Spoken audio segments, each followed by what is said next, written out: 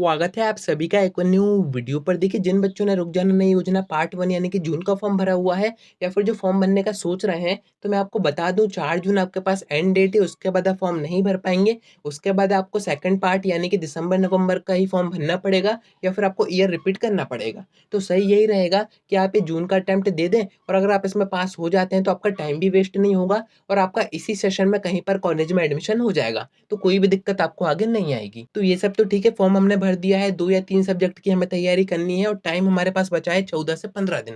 तो इतने कम टाइम में हम 3 से 4 सब्जेक्ट या फिर 2 या 3 सब्जेक्ट की तैयारी कहाँ से करेंगे? वही मैं आपको आगे बताऊँगा कि रुक जाना नहीं योजना का जो क्वेश्चन पेपर आता है वो मैक्सिमम कहाँ से पूछा जाता है, कहाँ से क्वेश्चन आते हैं, मैक्सिमम वेटेज कहाँ से आता है और सबसे मेन बात उसका जो स्टैंडर्ड होता है वो कैसा होता है? क्या सभी बच्चे उसको पास कर जाते हैं, ईज़ी आता है या फिर टफ आता है? यही सारी इन्फॉर्मेशन मैं आपको आगे वीडियो में दूँगा। तो अगर आप नए हैं तो सब्सक्राइब के साथ-साथ नोटिफ़िकेशन आइकन ज़रूर से ऑन करके रखिएगा, सारी अपडेट्स आप तक टाइम पर पहुँच जाएँगी। काफ़ी बच्चे ये भी पूछ रहे थे कि रुक जाना नहीं योजना की जो मार्कशीट आती है वो कैसी आती है, उसकी मान्यता होती है या फिर नहीं होती है? आगे कहीं पर जॉब में या फिर कॉलेज एडमिशन में कहीं दिक्कत तो नहीं आएगी? तो इनके ऊपर मैं आपको आगे वीडियोज़ कवर करके दूँगा। तो नोटिफ़िकेशन आइकन ज़रूर से ऑन करके रखिएगा। आपके मन में कोई डाउट आता है आप कमेंट करके बता सकते हैं। अब देखिए, अपन बात कर रहे थे कि जो क्वेश्चन पेपर का मैक्सिमम वेटेज है वो कहाँ से आता है? क्या आपको पढ़ना चाहिए इन 15 दिनों में? क्योंकि इतना टाइम तो आपके पास भी नहीं है कि आप किसी भी सब्जेक्ट की पूरी बुक कवर करने बैठोगे और आप कर भी नहीं पाओगे। तो बात यही कर रहे हैं अपन कि रुक जाना नहीं योजना का जो सिलेबस होता है वो क्या होता है, ब्लूप्रिंट होता है, वो सब क्या होता है? तो देखिए, अभी आपके जो बोर्ड एग्जामिनेशन के पेपर आए थे जिस ब्लूप्रिंट के अकॉर्डिंग आए थे, वही सब सेम होता है, सेम पैटर्न पर आपका रुक जाना नहीं योजना का जो क्वेश्चन पेपर है वो बनाया जाता है। अब बात करें कि मैक्सिमम वेटेज कहाँ से आता है, तो अभी जो बोर्ड एग्जामिनेशन के आपके पेपर हुए हैं, ऐसा कहा जाता है कि 40% आपका वही पेपर इसमें आता है। यानी कि हर एक बच्चा उसको पढ़ के भी पास हो सकता है। तो मैं आपको यही एडवाइस दूँगा कि अभी आपके जो बोर्ड एग्ज़ामिनेशन हुए थे, उनके जो क्वेश्चन पेपर आए थे, उनको तो आपको रट के ही जाना है। ऐसा कहा जाता है कि 40% आपका रुक जाना नहीं योजना का पेपर वहीं से डिज़ाइन होता है।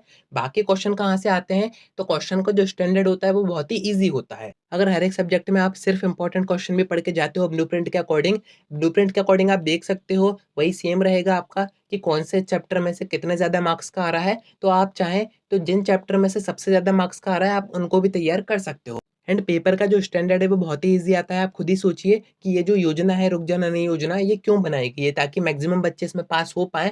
तो आप खुद भी समझ सकते हैं कि आप अगर थोड़ी-सी मेहनत करेंगे, तो आप इसमें आराम से पास हो जाएँगे और आपका जो सेशन है वो भी खराब नहीं होगा। सेकंड इम्पोर्टेंट चीज़ की अपन बात करें, तो वो होते हैं आपके प्रीवियस ईयर के क्वेश्चन पेपर। अब आप पूछोगे कि ये प्रीवियस ईयर के क्वेश्चन पेपर हम कहाँ से डाउनलोड कर पाएँगे? वो भी मैं आपको बता देता हूँ। आप चाहें तो जो ऑफिशियल वेबसाइट है mpsos.nic वहाँ से जाके भी कर सकते हैं, बट वहाँ पर आपको ठीक तरीके से ईयर वगैरह मेंशन नहीं किए जाते हैं। तो एक और वेबसाइट मैं आपको डिस्क्रिप्शन में दे रहा हूँ, वहाँ से जाके भी आप पुराने क्वेश्चन पेपर डाउनलोड कर सकते हो एंड उनको पढ़ के आप देख भी सकते हो कि जो स्टैंडर्ड है वो किस टाइप का रहता है, कैसा क्वेश्चन पेपर आता है, किस टाइप के क्वेश्चन पूछे जाते हैं। तो आप 2019 तक के क्वेश्चन पेपर भी करोगे, उनमें से मैक्सिमम क्वेश्चन आपके भी फँस जाएँगे। तो आप खुद ही सोचिए कि अभी 10 से 15 दिन का आपके पास टाइम है, अगर आप इतना भी पढ़ोगे, तो पास आप आराम से हो जाओगे। तो आज के वीडियो में इतना ही, कोई डाउट आता है कमेंट कर सकते हैं या फिर हम मुझसे इंस्टा पर डीएम करके बात भी कर सकते हैं।